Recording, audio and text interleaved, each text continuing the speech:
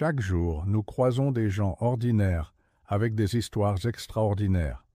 Aujourd'hui, je vais te raconter celle de Lindy Way, une petite fille qui a fait un choix simple mais héroïque, marcher chaque jour 12 kilomètres aller-retour pour aller à l'école. Ce choix a changé sa vie et peut-être changera la tienne aussi. Lindy est née dans un petit village isolé de la province du Limpopo. Pas d'électricité, pas d'eau courante, juste des champs secs, quelques chèvres, et une chaleur écrasante presque toute l'année. Elle vivait avec sa mère, femme de ménage, et ses 2 frères cadets. Dans son village, beaucoup d'enfants ne vont pas à l'école. Certains doivent aider au champ, d'autres n'ont pas de chaussures. Et puis, l'école la plus proche se trouvait à 6 kilomètres. 6 à l'aller, 6 au retour. Et pourtant, Lindy Way, à 7 ans, a décidé qu'elle irait, chaque jour. Elle se levait à 4h30 du matin. Dans l'obscurité, elle mangeait une poignée de maïs grillé, mettait son uniforme, souvent déchiré, et partait.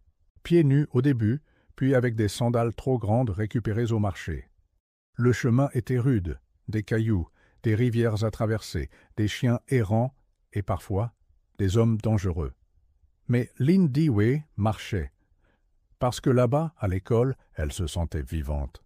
Là-bas, elle découvrait des mots, des chiffres, des histoires. À 10 ans, elle était déjà la meilleure élève de sa classe. Elle lisait mieux que des élèves de 15 ans. Son professeur, Mr. Kubu, disait d'elle « Cette fille n'apprend pas, elle absorbe ». Mais la vie n'aime pas les lignes droites. Un jour, après une pluie diluvienne, une rivière déborda et emporta le petit pont de fortune qu'elle traversait tous les jours. Lindy resta bloquée. 1 semaine, 2, 3, pas d'école. Elle supplia sa mère de la laisser traverser à la nage, mais c'était trop dangereux. Alors Lindy Way prit une décision. Elle construisit elle-même un radeau de fortune avec des bidons vides et des bouts de bois. À 11 ans, elle traversait une rivière en crue pour aller à l'école. Chaque jour, les autres enfants la regardaient avec admiration ou avec peur. Mais elle ne cherchait ni l'un ni l'autre. Elle cherchait juste un avenir.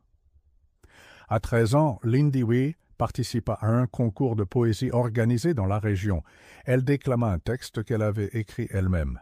Ma route, mon livre, mon futur, sa voix tremblait. Mais chaque mot vibrait de vérité. Dans la salle, un journaliste local la filma. Il posta la vidéo sur Facebook. En quelques jours, elle devint virale. 50 000 vues, puis 500 000, puis 2 millions. Les gens pleuraient en écoutant son histoire. Certains disaient « C'est la Malala d'Afrique du Sud ».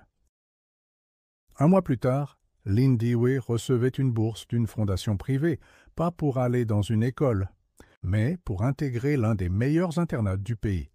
Transport, logement, nourriture, tout pris en charge. Aujourd'hui, Lindy Way a 24 ans. Elle est diplômée en génie civil. Elle a étudié à l'Université du Cap, puis en France, grâce à une autre bourse d'excellence. Mais elle n'a jamais oublié son village, ni cette route de 12 kilomètres. Elle a créé une ONG qui construit des passerelles, des puits et des bibliothèques dans les zones rurales. Elle forme aussi des jeunes filles à l'ingénierie et au codage. Sa mission ? Raccourcir les distances, pas seulement physiques, mais sociales, mentales et économiques. Lindy Way n'a jamais attendu qu'on vienne la sauver. Elle a marché chaque jour vers son futur. Et aujourd'hui, elle est devenue ce qu'aucune carte n'aurait pu prédire. Un modèle, une preuve vivante que l'éducation peut changer une vie, et bien plus encore.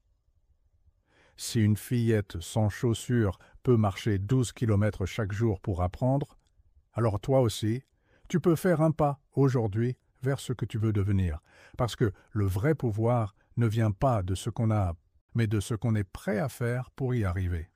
Si cette histoire t'a inspiré, laisse un commentaire avec. Je fais le premier pas. Abonne-toi, partage cette vidéo et rejoins-nous pour d'autres récits de courage et de transformation. À bientôt.